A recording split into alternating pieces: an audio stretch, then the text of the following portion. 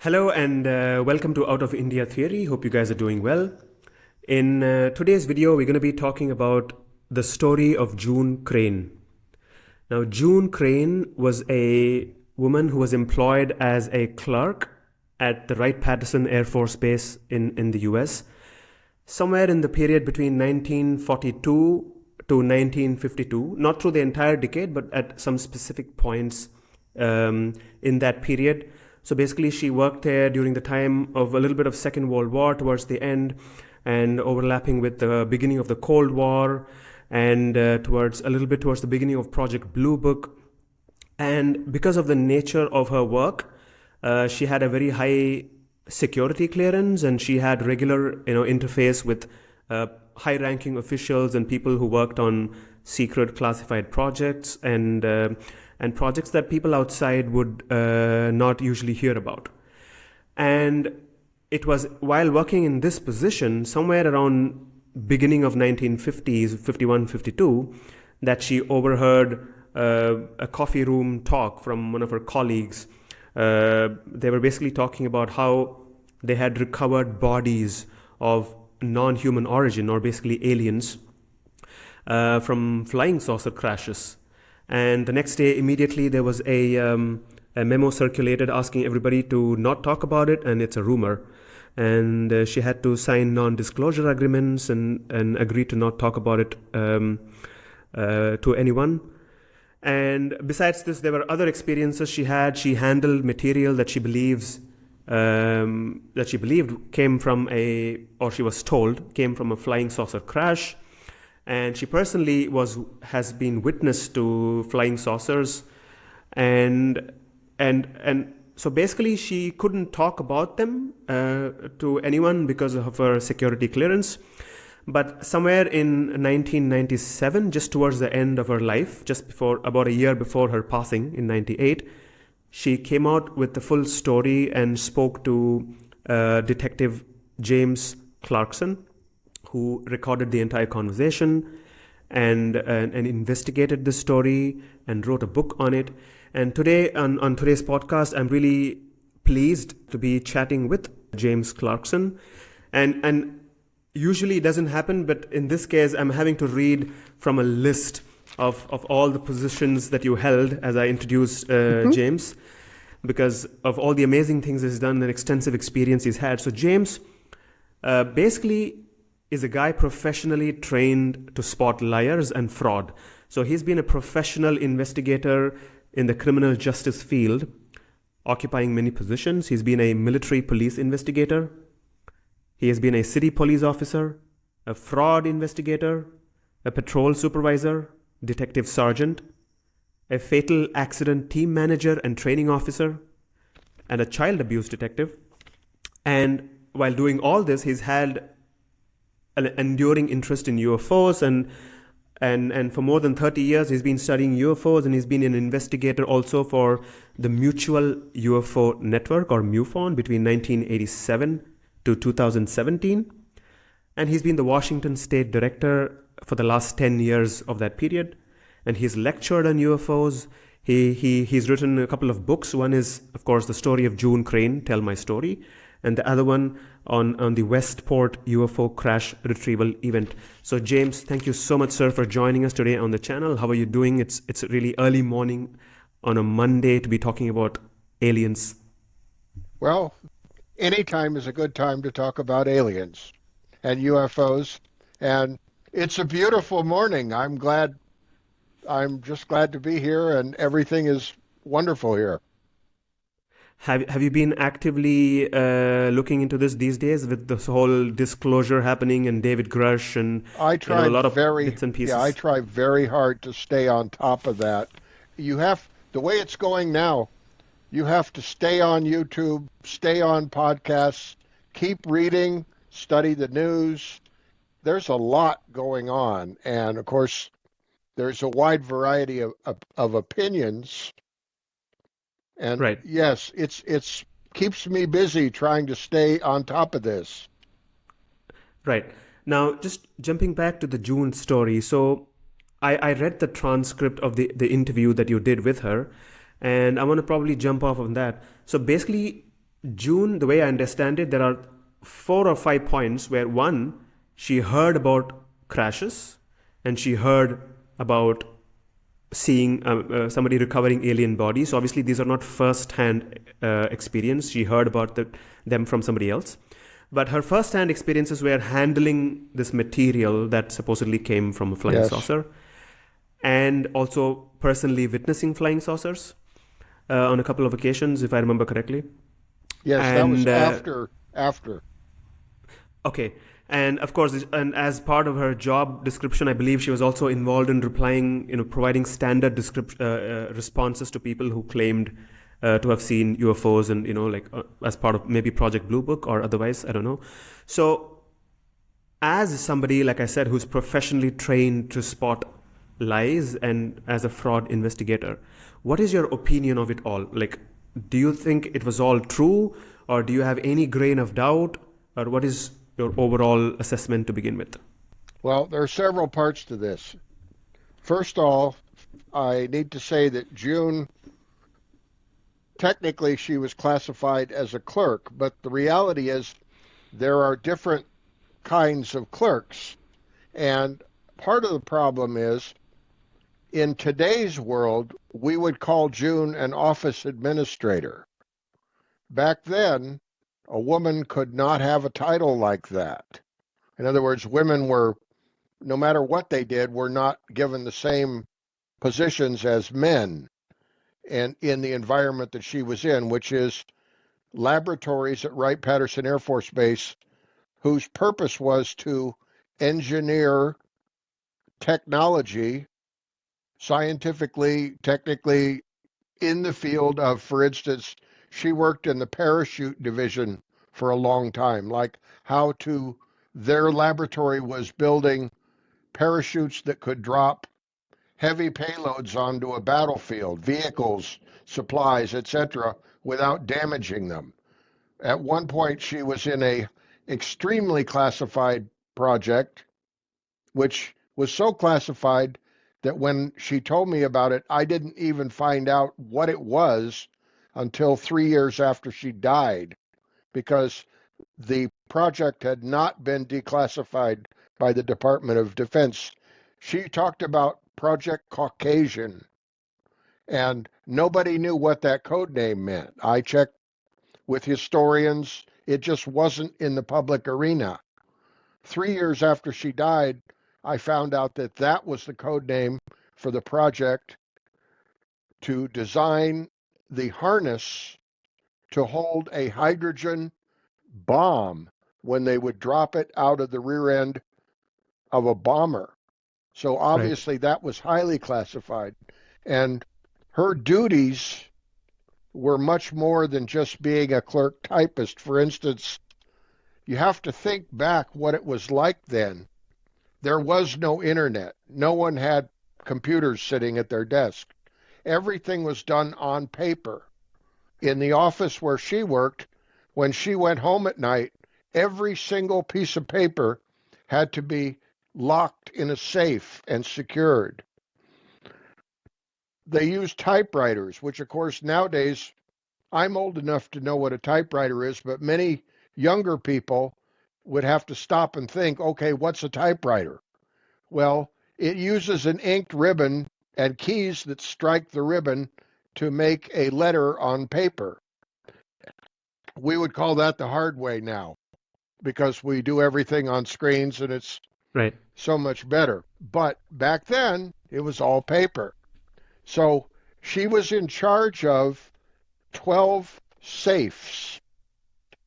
Each of these safes contained classified material, and her job was to unlock these safes and retrieve classified documents and give them to the people who are working on the projects, and then get them back, because you could only give, you had to know which person was authorized to see a particular document. They had to have a need to know, and they had to have the right security clearance. So there's a lot involved in her job, Right. more than just being a clerk typist. And she worked with these people on a daily basis. And frequently she was the only woman there. And that's part of why I believe this story, because men talk to women. She was young. June, even when I knew her, was kind of a live wire. She had a great sense of humor, a lot of spark. Another reason why I consider her highly credible is that she would tell me when she didn't remember something or when she wasn't certain. This is the mark of a good witness. Witnesses that tell me they know everything worry me because someone can know too much. And I always try to think one of the things you do when you're interviewing people is you try to think, what perspective did this person have on what they're telling you? In other words, were they in the right place at the right time to have heard the things that they're telling you? In June's case, the answer is yes. She had the security clearance. She worked in top secret laboratories. She routinely associated with these people. She told me many personal details. I would have been fascinated to hear her story, even if she had never mentioned UFOs or flying saucers or alien bodies, because it was like getting a window into a different time. Right. It was a very important time because, for instance, going back through her paperwork, when she started, the papers have a header, and the header says War Department. Well, it's been many years since we called it the War Department. Maybe that would be more honest, but it's the Department of Defense. Right. And when she started working there, they called it Wright Field because there was no Wright-Patterson Airforce Base.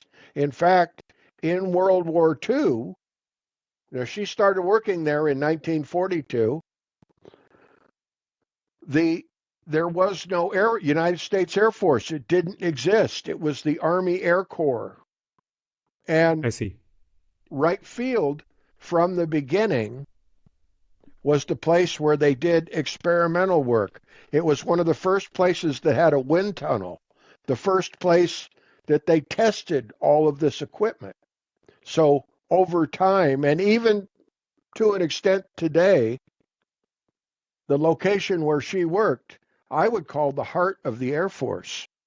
It's one of the most important Air Force bases, period.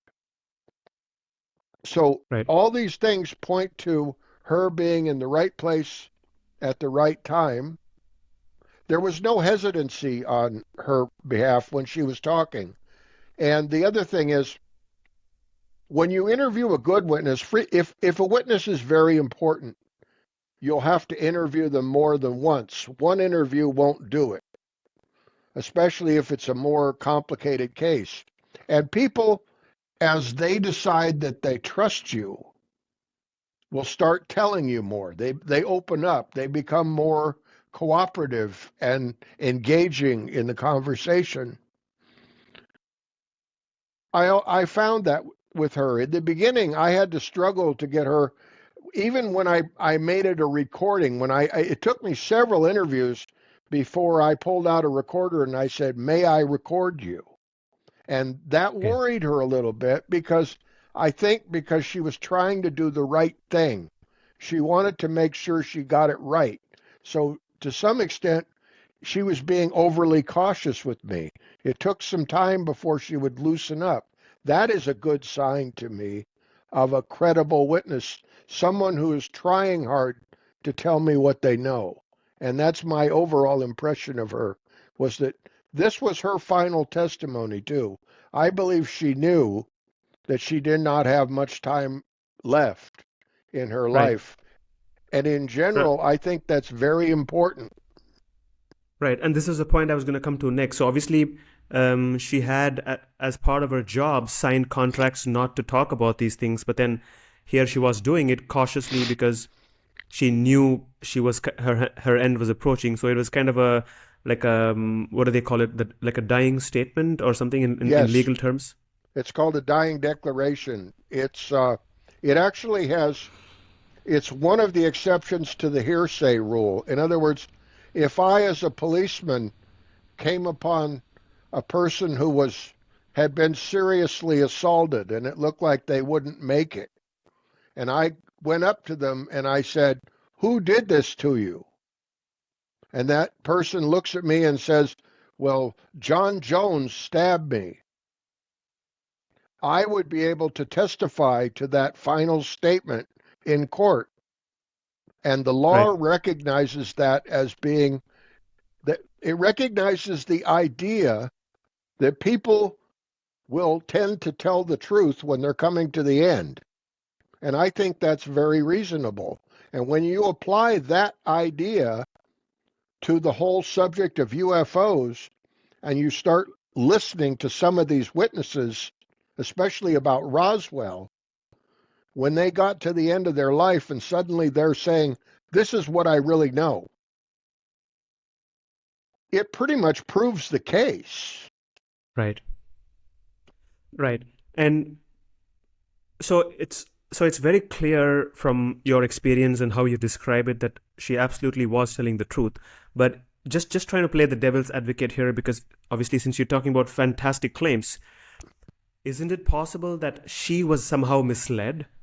Or maybe she misunderstood a situation where somebody was joking, playing a prank on her just to you said she was a young woman and somebody was trying to impress her with a piece of metal they claimed to have come from flying saucer. Or, I don't know if you're familiar at all with the work of Annie Jacobsen, she's a journalist who's written this book on Area 51, where she claims, and many people, including myself, don't agree with this assessment, that it was all a USSR ploy at that time to introduce confusion into the US ranks. So is it possible that any of these could have been the reason where she herself wasn't aware that it was not true? I don't think so. The other thing is she told me that these people were very serious about where they worked and what they were doing. And I asked her, about that. Could they have been kidding? Could they have, and she always said, no, these people don't joke around about things like that. And the other thing was, she didn't say, oh, yes, I saw the bodies and, all of that. She said they Right. were kept in the Aeromed lab. That's what people said when they talked about it. And she did not have the security clearance to go in there. She had no reason to go there. Right. So, I mean, I can't prove it. And it is possible that somebody misled her. But I think all things considered, if I was going to say which way did the scales tip, I'd say it's in favor of her telling me the truth and that these people were telling the truth. In other words, she told me about the context, for instance, of this man was flirting with her, obviously, the one who pulled the metal out of his pocket. And her description of the metal matches some other descriptions that we've gotten from other stories by witnesses that are completely separate from June. Okay. Her situation with, first off, the man who showed her the medal. Then there's the situation where she's having coffee with people that she knew, and the pilot is making a statement that he looks very upset, and he's talking about, I flew in from New Mexico, there was a crash, and I brought back bodies and wreckage, and I can picture this the way she described it, that everybody at the table thought that he was talking about people as far as the bodies went, Right. thinking maybe it was somebody they knew, a friend, somebody, another pilot, some crew member that they had met before was now dead in a crash. And then he had to correct them and say, no, that's not what I'm talking about. They weren't human. That Okay. puts it at a different level. And the other thing is, June was consistent. Although I only took one main interview and transcribed it for the heart of the book, I talked to June quite a few times over the course of that year. And she was consistent. She didn't change Right. her story. She didn't, you know, it would be somewhat, I'd get more details out of her, but it was basically the same story. Right. So that is for me, that's a good sign in a witness, as well as she didn't claim to be all knowing. And Okay. all these things are important.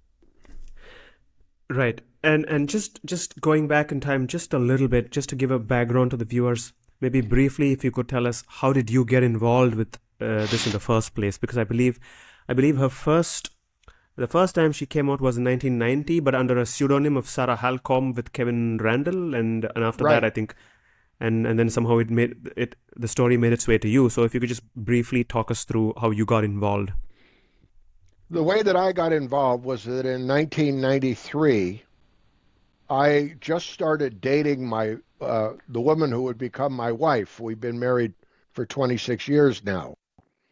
But when I first met her, which happened to be 1993, she was a librarian in Aberdeen, Washington, on the southwest coast of Washington State.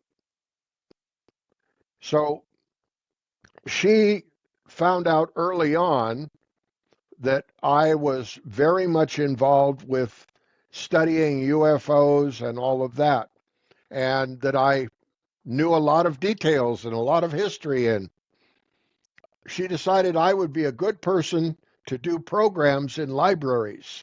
The librarians try to schedule programs that will bring a lot of people into the library. And for teenagers and adult men, UFOs is a great topic, and it will bring a lot of people into the library who want to hear. In fact, there were many of these talks, we ended up with having crowds where there were too many people, they didn't have enough chairs. Wow. And so this was very successful. Well, June lived in a city called Ocean Shores, Washington, which is about 25 miles from where I lived and where I worked as a police officer. And I had started with the department in 1979. By 1993, I had been promoted to the rank of sergeant. And actually, in 1993, I became a detective sergeant. So that's what I did for a living, on the one side. Well, I started doing these library programs, and I went to Ocean Shores, Washington. And they had about 30, 40 people there. And I gave my talk on UFOs. I've always thought public education is very important. I try to let people know that this is a subject worth studying, and that if you look at it the right way, you can decide for yourself what you believe and what you don't believe. And I try to help people figure it out because it's kind of confusing. Well, Right. after I was all done, this very stern looking elderly lady came up to me and she said, "You're right. The government knows all about UFOs and they're keeping it a secret." And I could tell. I could just tell by the way she carried herself and the way she was dressed. This lady was very serious. And I said, "Well, how do you know?" And she said, "Because I worked there." And I said, "Well, would you tell me more?" I thought, I want to find out what this lady has to say. So she wouldn't tell me. She was afraid. She said, "No, they'll come and arrest me." And I think she was worried that I would arrest her because I Right. did not keep it a secret that I was actually a policeman in my regular working life, although I had to make it very clear that I was not speaking for the department, that I was there as a public speaker. Well, I said, "If you ever change your mind, will you please contact me?" And I gave her my business card. So that was the end for 4 years before she Right. called me out of the blue. No warning. I got a phone call in 1997, and she barely even said hello, but I knew it was her voice. She said, "It's a lie. And she was really upset. She said, "Are you watching television?" And I had been. I knew what she was talking about. On CNN, the big news story was that the Air Force had come up with this book called Roswell Case Closed.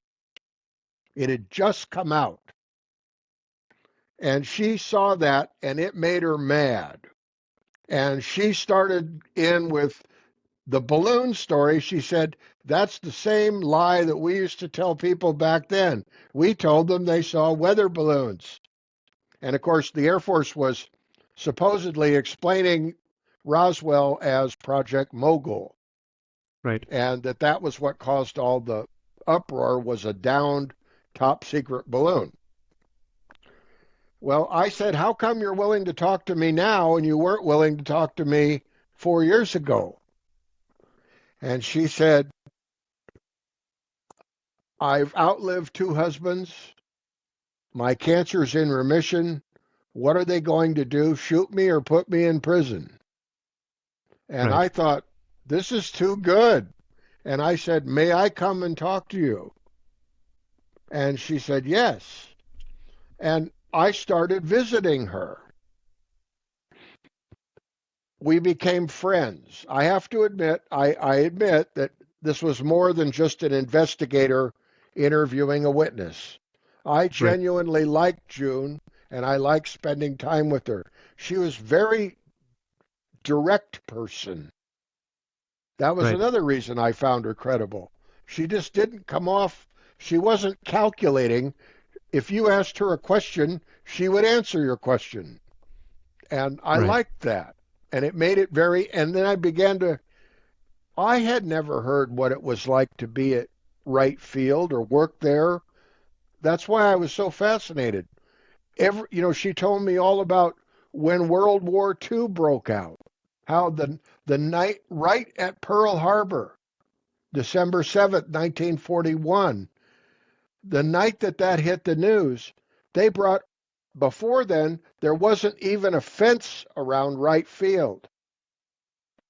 And suddenly Right. they brought out army trucks and soldiers with rifles, and they put sentries all around the entire area so that nobody could get in or out without clearance. That had never happened before. And then, of course, they built fences and guard towers and gates and all of that. And by the time World War II was going, Wright became something much more. It Right. grew and grew and grew. They had at one point, in the daytime, many people don't know this about military bases, but they employ many civilian people.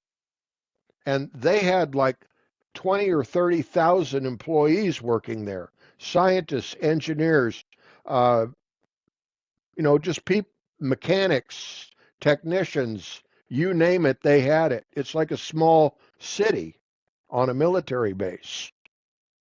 Right. So she was part of all of that. So that was a fascinating story to me too. Well, of course, that led to me getting a recording.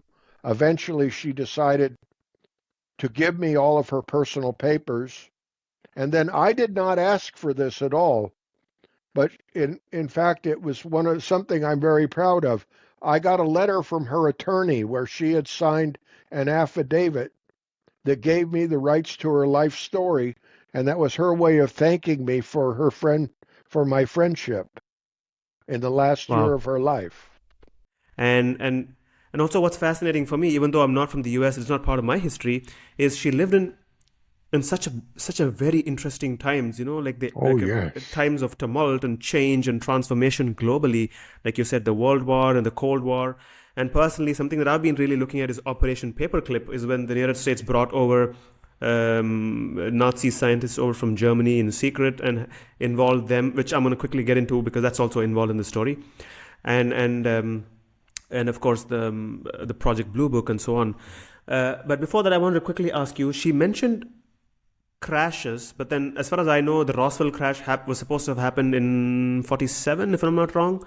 But she Roswell mentioned was multiple. July of 47. But I think she was referring to some other crashes because I think she mentioned three other crashes that she knew of, right? She said that She said that by the time she left employment the last time, Which is 52. 52, she knew of that she had heard that they had 3 crash retrievals. One of which would be Roswell, another one would be Kingman, Arizona, and we never were able to figure out where the third one might be. And there are, a number of possibilities. Right. And why do you think this was okay? So now I'm like we are in territory where we are assuming this is yes this did happen. So we're no longer questioning if it was true or not. But why do you think, in your opinion, flying saucers suddenly started crashing on Earth around this time? I'm not sure that it was suddenly. In other words, it may Okay. have been there have been stories. I mean, I can't prove many of these stories, obviously, but stories of recovered vehicles elsewhere over time. We became nationally tuned into the whole idea of flying saucers because of actually a sighting that occurred about 2 weeks before Roswell. And it happened here where I live in Washington State, which was June 24th, 1947. Kenneth Arnold, a businessman flying a small plane out of Chehalis, Washington, flew over Mount Rainier in daylight with good weather, and he saw a formation of, I think it was 8 or 9 very strange aircraft. They weren't perfect saucers either. It was as if you had a round ship, like a saucer, with a crescent cut out of the back. And Right. they were flying that way, and they were very vivid to him. He was able to keep them in sight long enough to do some timing with a stopwatch. And he was Right. saying they went from this mountain peak to that mountain peak. It took this many seconds. Therefore, they must be going, he thought, as like 1,200 miles an hour. And there was nothing that anybody was flying that anybody knew of that could go that fast. And this is where this is what's funny, is that when he landed, he made a report of it, and the newspapers went wild. And there was one news reporter who probably had no idea that he was about to go into the history books. He worked for the East Oregonian newspaper, and he said, "Mr. Arnold, how did they fly?" And Kenneth Like a Arnold saucer was if you skipped them across. Yeah, I remember this. exactly, and he Yeah. was trying to put it in his notes, and he wrote the phrase flying saucer.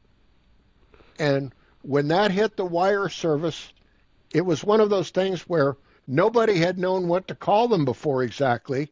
But after that, everybody thought, oh, they're flying saucers. So even though people do not see just saucer shapes, there are several other types that are fairly common. Right. Flying saucers stuck. We were all stuck with that from now on because of that one sighting report.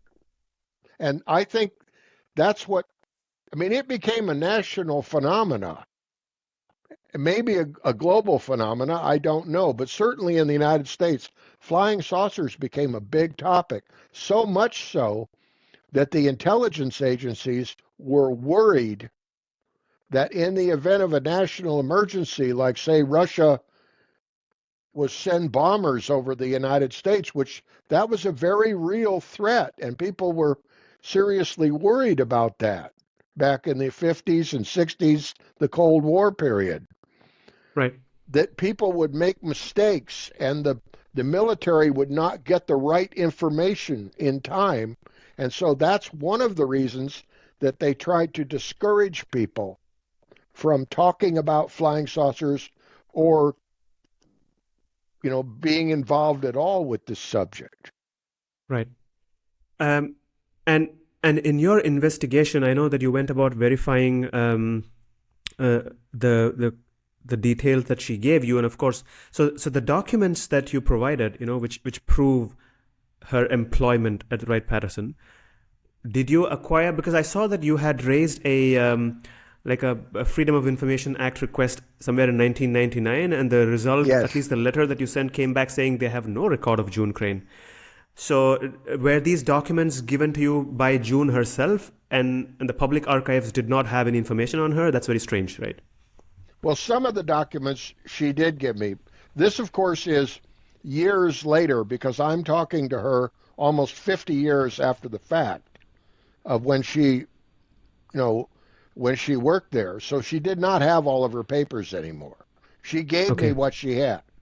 Now, as far as, so I wrote to the National Records Repository Center, which I believe is in St. Louis, and they did have a big fire one year. And when I first sent the request, I got letters back. I had to ask for June's file, I believe, 5 times. I Wow. sent letters back saying, well, I think you need to look a little harder, et cetera, et cetera. And finally, they didn't even tell me they were going to do it. All at once, I went in my mail. I had this big manila envelope, and it was about 3/4 of an inch thick of papers. And I opened it, and it was photocopies of her whole file. Okay, so And they did eventually find some. Okay. they did Okay. do that.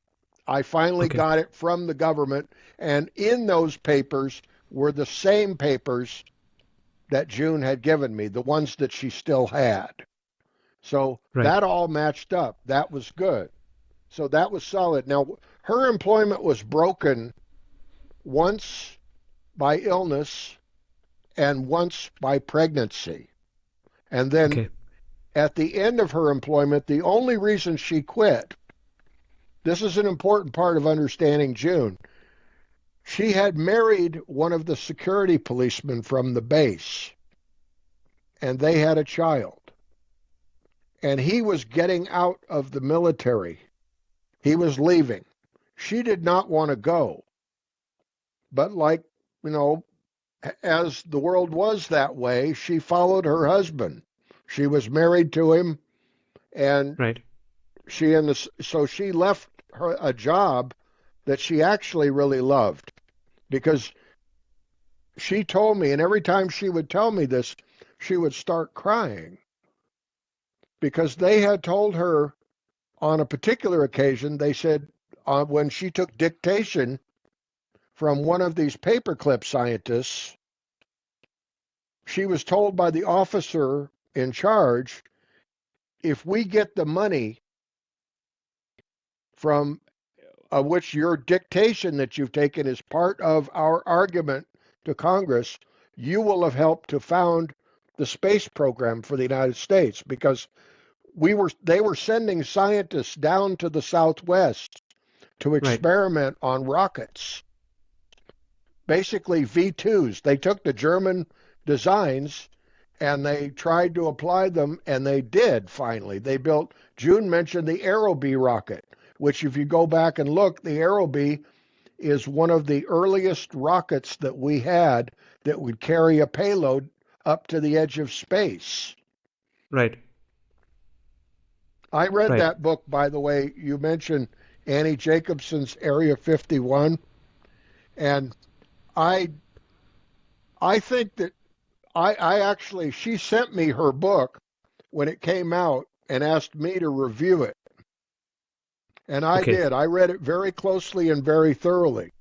And I wrote a review. I don't think she'll be asking me to do that anymore because I love the book if you chop off the first 20 pages and the last 20 pages. And Okay. that's where she talks about Roswell and this wild theory about the crashed Soviet saucer with the Right. children who were mutilated by Mengele, who was a horror of a Right. human being, and all of that whole theory, which I think is utter nonsense and has no verification whatsoever. It's not corroborated by anybody. I Right. think she made a deal with the devil. In other words, they said, we will let you interview some of the former guards from Area 51, and in Right. return, you have to put this in your book. Right. That's Right. what I believe happened. So I wrote a very detailed review, which actually I titled Not on My Roswell, because I have spent, I freely admit it, I've spent a long period of time getting to know the Roswell story. In fact, I'm very proud of the fact that in 2022, I was one of the speakers at the UFO Festival to celebrate the 75th anniversary of the Roswell crash. And I would point out, just to go back for a moment, 1997, which is the year that June opened up and told me her story, also happened to be the 50th anniversary of the Roswell crash. And that, I believe, is what motivated the Air Force to come out with the book called Roswell Case Closed. It all fits together. Right. 1997 was a big year. Right. Right. And and of course, quickly going back to the paperclip group of scientists, one of the things that we are not able to verify because they're simply not on the records is that for some reason, maybe because they were prisoners of war, and of course we are. I think it's safe to reveal the name. It was Dr. Wernher von Braun Yes. and a bunch of other scientists, and she mentions working with him or taking dictation from him on this project, which would go on to begin a space program and get funding for like $600,000 or whatever. Right. So, were you at all able to find evidence somewhere that these not just von Braun but also Theodore von Karman and a bunch of other paperclip Some of scientists the were actually scientists, yes, but von Braun, no. And what's interesting to me, and this actually adds to June's credibility, she was convinced that it was Wernher von Braun, but at the same time, she was the one, she had gotten books from the library, talked to people, done whatever she could, and she said, I have never been able to verify that Wernher von Braun was there. right, And I did my own research. I read books on Project Paperclip. I could never verify that Wernher von Braun was there.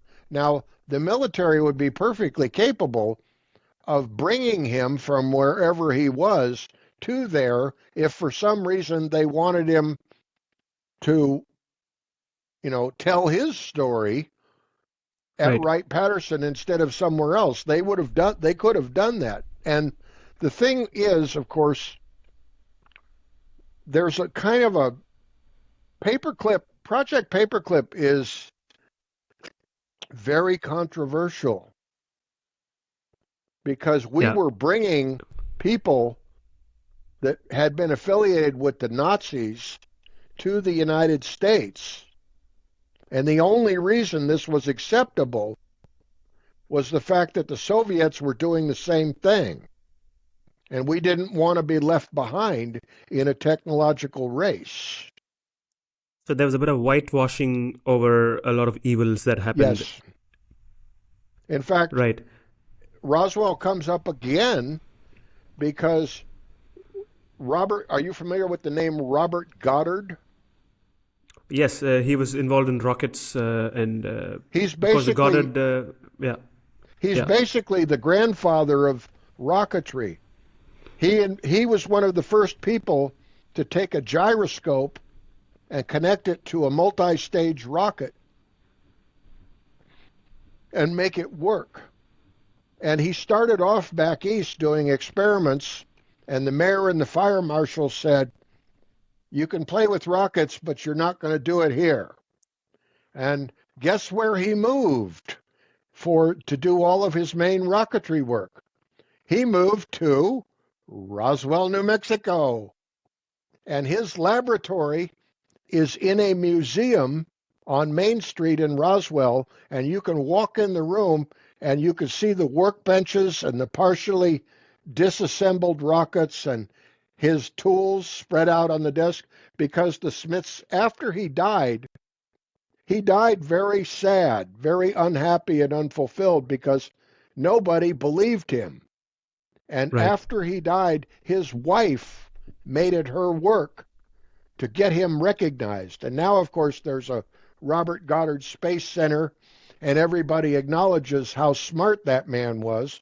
And this is not proven, but one of the stories is when they were interviewing Nazi rocket scientists, they said after the war, they said, "Where did you get your ideas?" And they, on one occasion, one of them looked back at the intelligence officer, the interrogator, and said, "We read Robert Goddard's books, didn't you?" Well, it turned out that he had gone to our military and said, "I can tell you how to take an explosive payload and you can accurately drop it on your enemies." And they said, "That's ridiculous. Get out of here." And that, of Wow. course, is, I mean, he was never appreciated in his lifetime. How do you think June recognized Dr. Wernher von Braun? Was he famous by then, or Yes. and what do you think of her characterization of him? Because she paints him as like this cold man with who made her stand for 3 hours, and maybe that kind of checks out if you read about. It's probably a good way of comparing who it might actually. It was indeed Well, Dr. Wernher von Braun. that is a point. That's one of the good details we have. And of course, we don't know what Robert Goddard was. I don't know what he was like in the beginning. You have to remember that when they first brought these people over to the United States, they don't like to talk about Robert Goddard this way because he became such a spokesman for the space program and everything else. But in the So beginning, just to correct you there, you mean Dr. Wernher von Braun, not Dr. Robert Goddard. I'm sorry, yes, Dr. Wernher Okay, von Braun. He was not brought here voluntarily. None of those scientists were. right, They were brought over here as basically prisoners. They were detained by the military and brought to the United States. And they were kept in a confinement. They were treated well, and eventually they were treated very well because when they began to decide that we were going to build a space program, they said, "Let's get their families over here." So they did everything they could to bring their families and to make life good for them and give them an opportunity for a new life. And in return, they agreed to do engineering work, technological development of rocketry for the United States government. So that was the deal. right. So the way Wernher von Braun acted when he was first brought here and how he acted after his family had been brought over and after things in his life got better, he may have been a very cold, shut down person in the beginning. You know, that Right. may be true. And there may be parts of von Braun's life, this has been brought up before, he may have knowingly worked at bases in Germany that employed slave labor, you Right. know, which was morally unacceptable to anybody. So, Right. complex man. Yeah. Yeah. And of course, she was able to do all this because she had a very high security clearance. Now, one thing which you did mention, I remember there was a little subtext in the interview transcript, was that you were never able to directly verify her Q clearance because she claimed to have a Q clearance, which is the highest clearance that anybody could have in that facility. And below that, I think, was top secret. But then you found out evidence that she had a secret She had or a a secret secret clearance, clearance but for sure. The Q clearance is harder to get. I don't know if the records still exist, but the problem is actually my father solved this for me. okay, Oddly enough, after he got out of the Navy, he served for 7 years in World War II in Korea.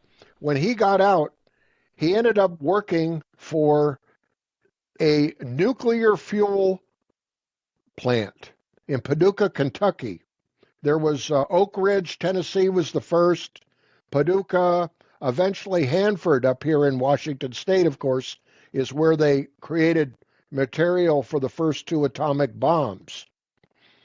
But in order for him to work there, he had to have a Q clearance. And he said back then, a Q clearance, you actually wore a little square of paper that had a big letter Q on it.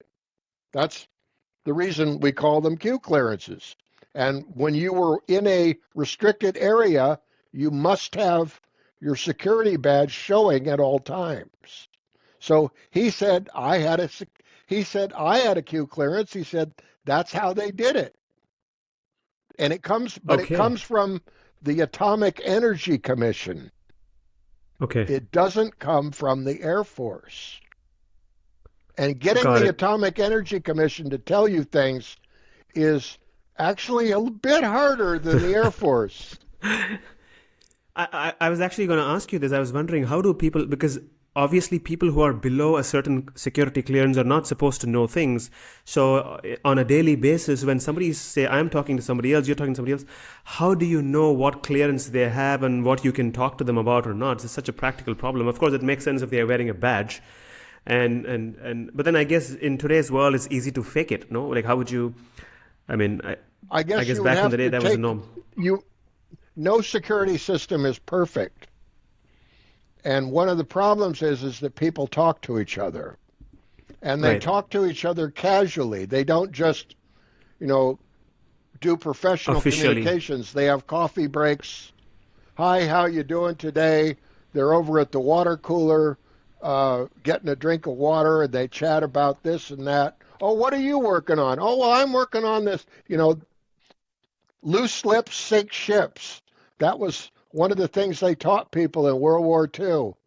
And the reason Right. is people talk. And of course, you never know who might be listening.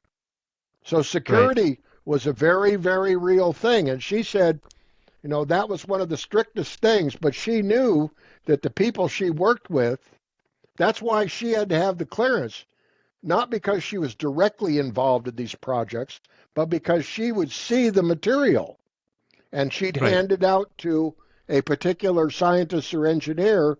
They would get these folders with highly classified information in it. In fact, Right. the most interesting one was she kept saying Knacke wrote the Bible on parachutes. And I didn't know who Knacke was. And I had a lot of trouble finding out until I got invited to this special conference of a small group of key UFO people. And there was one man there. Now, back then, he made me swear not to reveal his name, but he has since gone public with all this. So I'm not worried about it. And he didn't give me anything that was really classified.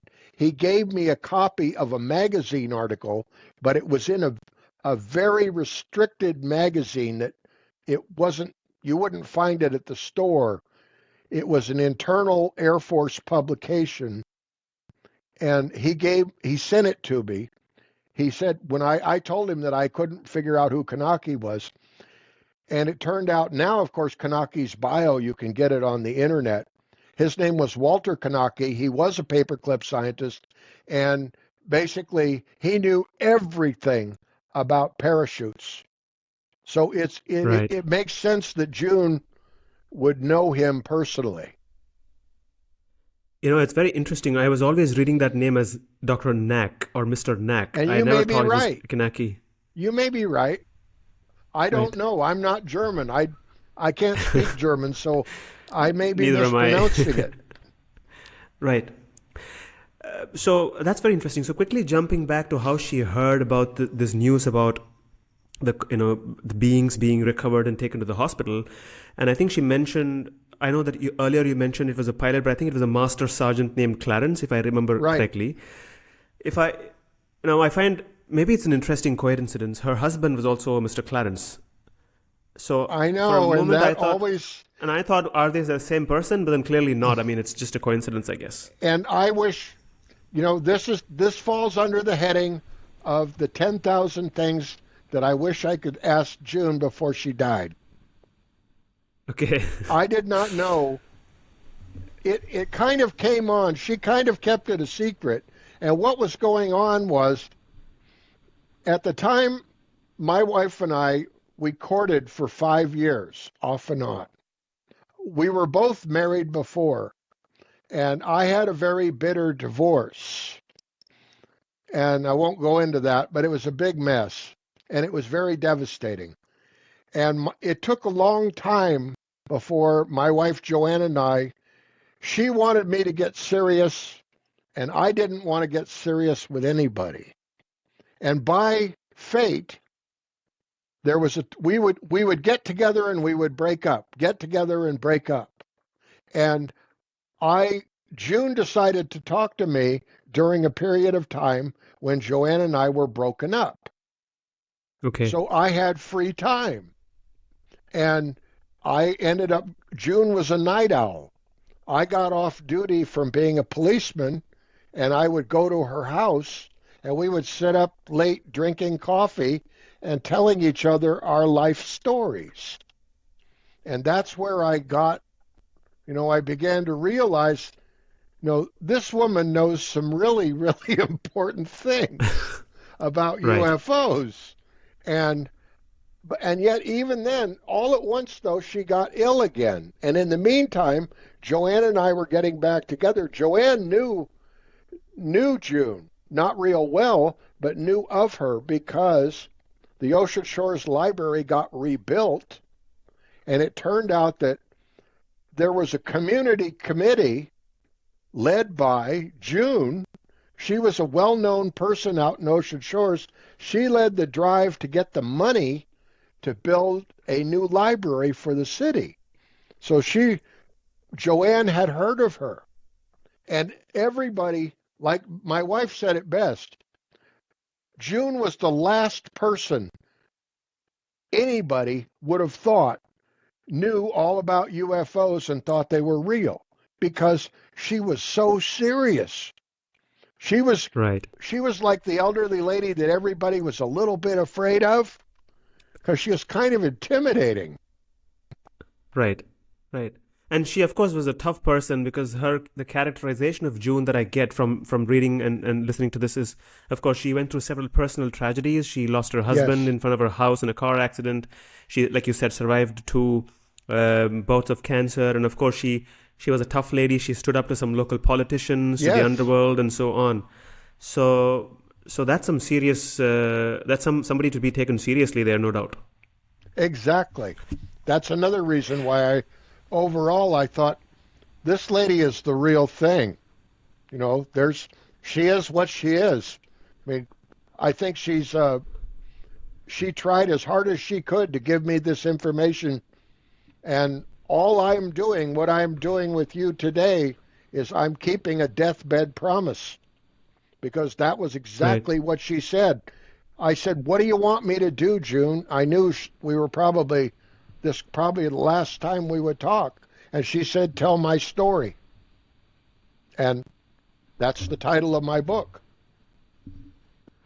So, just quickly getting into your investigative work, were you at all able to track down Clarence? Because she did provide a wedding photograph There's too of many. Clarence, There I are believe. too many people. I did get some records. I mean, the question would be, was he? I never did. Going at military records with a first name only is not enough. Right. And I agree with you. I always wondered, and I still wonder, is this something that's slipped in her memory? It may be. I can't tell you, nor have I ever claimed that everything she said is 100% accurate. But I don't think Right. that you're going to get 100% accurate from anybody. Right. And do I think that most of what she says is correct? Yes. On certain key points, yes.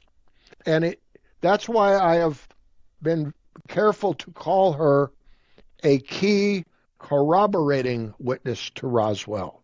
She is not a direct witness, but as I know from many investigations, corroborating witnesses are extremely important. When I've Right. worked on a murder case or something like that, it's very important that you have layers of witnesses. Some people have direct testimony. Some people Right. have indirect testimony. But you're building a case. That's the phrase we used. It has a foundation and then it has levels. And so So I June, is part Sorry, of so it that. builds her story does build a very strong case for the fact that something strange happened somewhere in those times, And it's being for sure. kept secret. And Right, it involves recovered non-human bodies. right. Another name that cropped up in tracking Clarence, of course, was someone called Marcella. I don't know if you remember from the book, this girl who was supposed to have, because I remember making a note of that name. I No, don't I know don't if have she was. anything on her. Okay, okay, and she said she also personally saw a flying saucer which hovered over their heads. There were a group of 40 That was women during a 1975. Okay, but did you ever verify that event? Did that really happen? Were there public records of that? I was unable to verify it. And I did have access to a lot of UFO reports Right. because I was a state director for 10 years. And I could get on the database and look up Oregon. In fact, the Oregon state director was a friend of mine and would help me with anything I wanted, but we never could pin that down. The problem is, this is the classic problem. I learned to do this from actually Stanton Friedman, who I had the honor of meeting before he died. I love that guy. Everybody loved him. He would get up in front of people when he was going to talk about UFOs, and the first thing he would say is, "How many people here have seen a UFO?" And hands go up out in the audience. And then he would say, "Okay, now, how many of you reported it?" Most of the hands go down, and A maybe very one or small two. percentage. And so that's the problem we always face. Just because I can't tell you whether that 1975 event happened or not, I can't prove it. Right. And that's why Right. when I originally wrote the book, I did not include that detail. Right. Okay. And was she a religious person? Do you think? No, not strictly. I don't think she Okay. regularly attended church. Okay. She had a I'm just very wondering. interesting childhood. It was very strange. In fact, one of the things that came up was I believe she met Edgar Casey. I see the person who could Yes, predict he was things and called the visions. Sleeping Prophet. Right. And it turns out that he was in Dayton, Ohio, periodically. In his, you can pick that up from his biography. I even wrote to the Edgar Casey Institute, and they said that they couldn't really pin it down either way. And June came from a rather common background. Her mother, I think, had alcohol problems. I'm not sure about who her father was or whether he was even in the picture. And she had this visit with this great man who she believed was Edgar Casey, and I tend to believe that's correct. And that he wrote down that June was destined for great things in her life and all of that. And she was very excited as a young girl and brought this home to her mother. And her mother said, "Oh, that's the work of the devil," and took it and burned it in a fire right in front of Wow. June. And this really crushed her. It was very, very Wow. sad. And there's that kind of aspect of June when I think about her as a friend and as a human being and not just as a witness. All of her life she struggled to be something more. She wanted to accomplish something. She was so proud of her service at Wright to the Air Force and the fact that she was told that she might go on and be help in her own way working for the space program, and that she was denied that because she had to follow her husband. And then she had a life-threatening ectopic pregnancy, which limited her vision. And then, of course, she ended up moving to Portland. And on their 10th wedding anniversary, she'd Right. been having trouble with her husband. They were going to go out for the evening, and he went out to the car to put license tabs on the license plate with their son, and a drunk driver came around the corner, and the husband's last act was to shove the son out of the way. And he was Right. killed. The husband was killed, and June was in the kitchen. And I did verify that. I verified the traffic accident. I got the news clipping out of the Portland newspaper. So see, I tried to be sympathetic to June and understand her, but at the same time, if it was a detail that I could verify, I tried to do that. And most of them Right. I got answers. Right. And we do know that between 1942 to 1952, she worked at these specific periods, 3 different periods. Now, what was she doing in, like, what happens to somebody who holds a very high like Q clearance or a top secret clearance at least, and then they exit the service? Does somebody keep an eye on them to make sure they don't divulge details? Was she like stalked by the, like, I doubt establishment? it. Or There are too many of those clearances out there. They couldn't follow everybody around. It's not going to happen. And nobody, if she wasn't going public with top secret information or whatever, I mean, obviously, if you brought your attention, if you've got focus on you and what you were talking about, they would send people to find out what you were up to. But no, I don't. There's no evidence that she was followed okay, around. There's a lot of people who think that in the UFO field. I get these, well, I'm afraid to tell anybody what I saw. Now this is even less true than it used to be. But even before, the government is not going to come out and go after every UFO witness.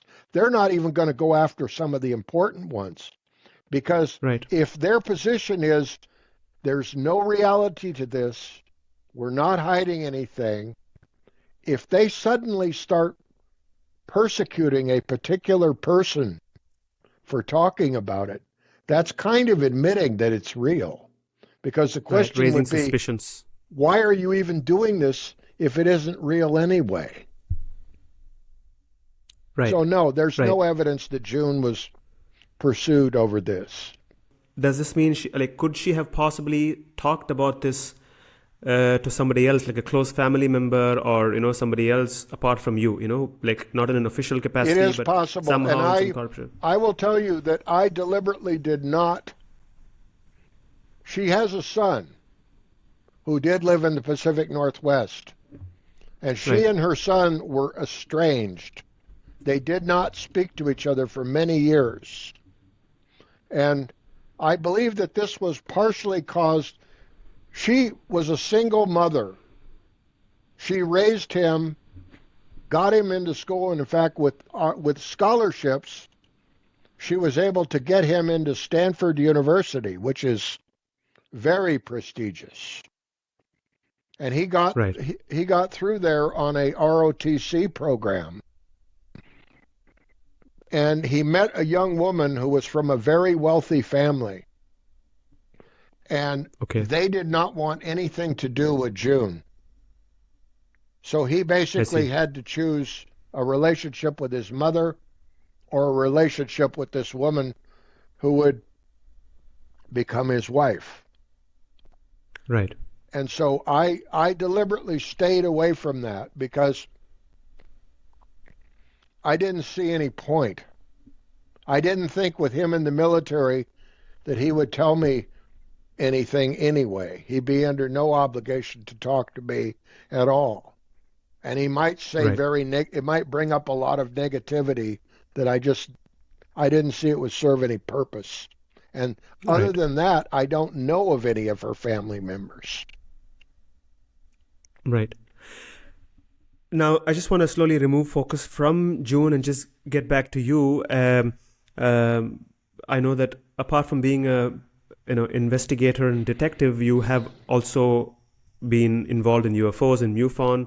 How did your interest come up in UFOs, and how were you able to maintain this in parallel without affecting your career? I mean, didn't people in the police department make fun of you for that or something like this? Or Oh yes, I went through that.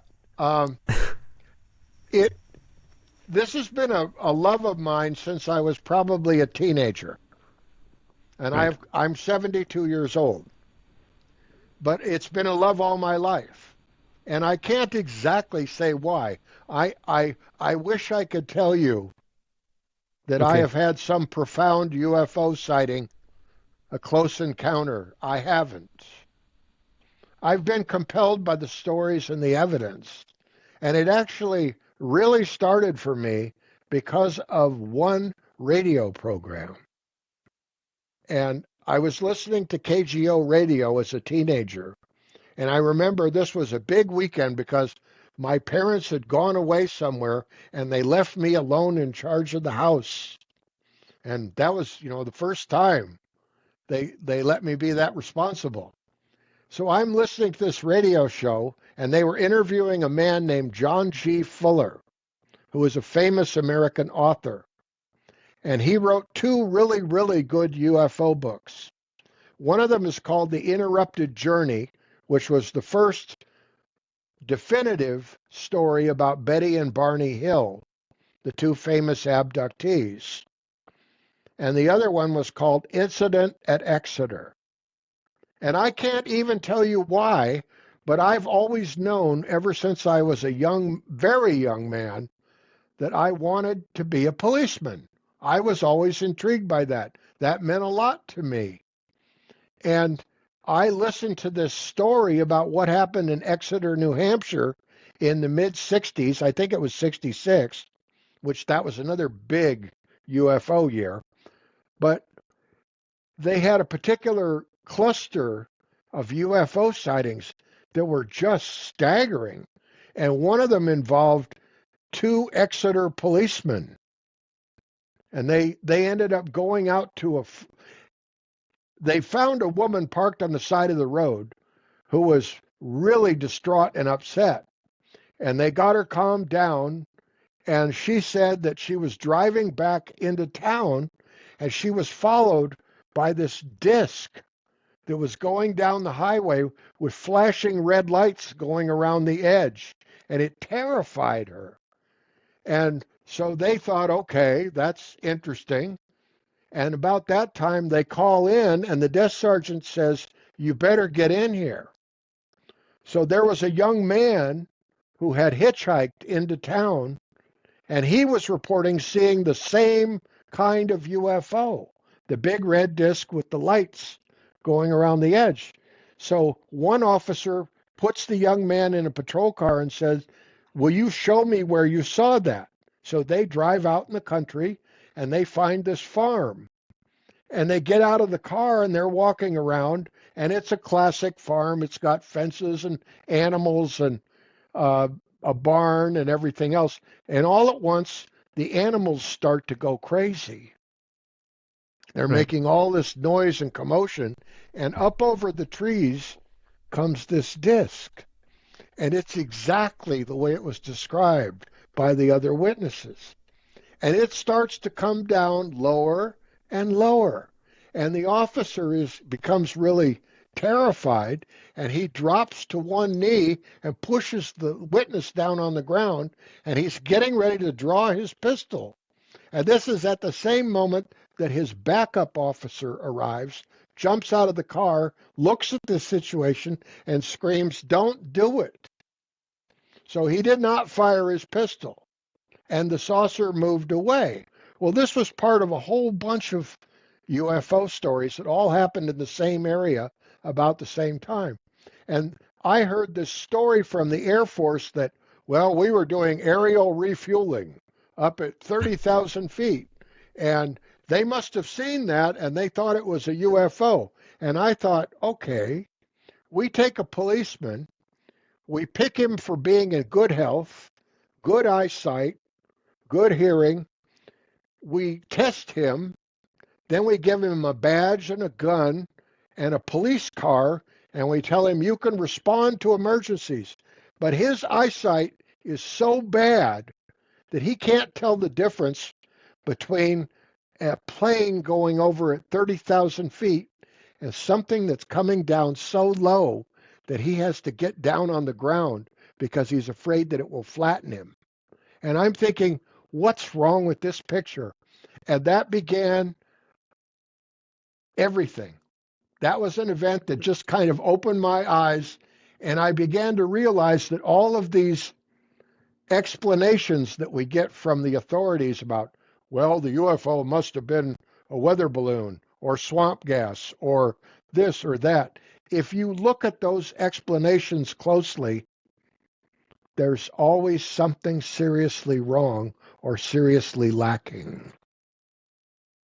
This is something that I've really often wondered, because it's not even like they're trying to be convincing. It just doesn't make sense. It's the explanation is so bizarre. Like, why would you, if you were lying to me that this is not true and it's something else, why wouldn't you at least make an effort to give me a convincing alternate explanation instead of a refueling aircraft of 30,000 feet? It just doesn't make sense. I mean, it's almost like they don't even. I mean, it's just mind-boggling. They're trying. Like It's a public relations effort. right, They're sitting on something, and they do everything they can to make the problem go away right now. They keep trying, push it away. They can't convince everyone that there's nothing to flying saucers. They convince enough people to keep it from having the pot boil over. And of course right, now it's starting to boil over a little bit for right, a whole lot of reasons. right. And as I just wanted to quickly wind down with a couple of points. One is about, of course, you have been investigating apart from the June Crain story, you've also been involved in some other investigations. I remember you mentioned in another interview of yours about a 2014 Vancouver, Washington incident. That one was And a great case. and this other book that you wrote, I don't know if they are the same, the Westport crash retrieval. Well, that actually answers an earlier question indirectly. When I first started with the police department in 1979, for the first several years, I did not tell anybody that I was involved with UFOs because I Right, knew what that would be like. Well, after I was there for 4 or 5 years, and sometimes we would run I was in a town that had a lot of bars in it. And there was a lot, they would get drunk on payday, and there would be a lot of bar fights. So we would also run, whenever we could, a 2-officer car. So you have 2 policemen in 1 police car. And we would respond to all the fight calls. Because if you right, have 2 policemen, it's much easier to handle people who are fighting. So after a while, you talk to your partner, because it's not always busy. There's a lot of slack time. And eventually I started talking about UFOs. Well, they did kid me a lot. I got tinfoil hats put by my locker at the police station. They would put up little aliens everywhere and make fun of me and all that. But I would argue right back at them and give as good as I got. But then they all started talking about something that crashed in the woods outside of Westport. And I heard about that more and more. Well, eventually, time went by. I was on the department for 4 or 5 years, and I decided to do something about it. And I discovered that the library had a whole file on it. They had all these newspaper clippings. And by then I was in MUFON. So I looked up the names of the witnesses that were in these articles, and I went and interviewed them. And I discovered that something came down out of the sky on November 26th, I believe, 1979 at 10:50 p.m., and it crashed in the woods by Westport, Washington. People started seeing it from 40 miles away. That's part one of the story. And it made a maneuver. It didn't come straight down. It made a maneuver before it crashed, which would imply intelligent control. right. And the military was in there the next day. And whatever it was, they took it away, and then they denied it. Well, eventually, I collected as much information as I could, and I wrote a lengthy report that I turned into a little book. And that's the Westport crash. Right. Uh, any other like from that point till today, any other thing? Are you still personally engaged in pursuing cases? Anything interesting has come up, or is there anything I worth am, mentioning? but I don't get as many now because starting in about 2017, for a variety of reasons, I decided it was time to leave MUFON. It had Okay, outlet. I just didn't want to do that anymore. It's very, for one thing, it state director's job is very, very busy. There's way too much to do and not a lot of help. And it is volunteer work. I wasn't paid for it. I did it because I wanted to. And meanwhile, of course, I'm juggling work, family, all of that and trying to squeeze out enough time to chase UFOs. And that right. you get a little ragged in certain places. Yeah, yeah, yeah. So, as the absolute last point, before we close, one of the reviews on Amazon under your book, which I read, and I think I completely agree with it, was that your approach was one of inquiry and not sensationalism. And your interview seemed very natural and real. And I think I really agree with it because when I read reports these days and news reports and on the internet about coverage on UFOs, it's very sensationalistic. A lot of people who are now, I guess it's the opposite of those times where people are just willing to believe that they're believing everything and anything, and something that's mundane, that's computer generated and AI in these days, people are so easily fooled. So what do you think is the state of UFO investigation today? What do you think of what's happening? Huh. I think you already just said it. People are easily fooled. There's much going on that is very, very important. And people need to learn how to evaluate and to be careful what you believe, not just accept something. People have a tendency to think just because I saw it on YouTube, it's real. Well, obviously, especially with AI, it's not. But Right, that doesn't mean that there aren't really good witnesses out there. Again, you have to evaluate the witness. Was the person in the right place at the right time to make the statements that they're making? Is there any part of what they're telling you that you can verify from other sources? You have to kind of, in other words, when I was a police officer, when I was detective sergeant especially, I had a cloud of information around me. A lot of things that you hear is just information. Somebody would tell me, "Oh, I think this guy's involved in a criminal enterprise, or that guy's involved in a criminal enterprise." And I would file that away in my mind. I'd say, "Well, that's interesting. Does it match up with anything else?" And then maybe somebody else would tell me something, and maybe I get a little tidbit of information, and suddenly you're beginning to focus, and you're beginning to think, well, maybe there's something to that. And you poke a little harder, and pretty soon you're building a case. And maybe you get enough that eventually you go to a prosecutor, and the prosecutor says, I can charge that person. Well, it's the same right, thing with trying to establish the reality of UFOs. You have to see what resonates with you. Part of it is going to be a judgment call. That's how all of this is.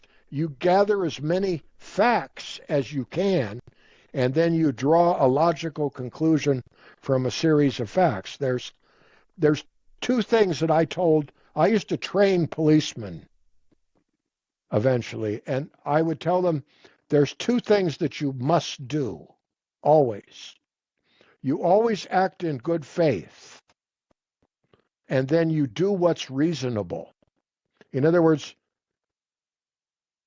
I doubt that one person is going to come out and give me the whole story.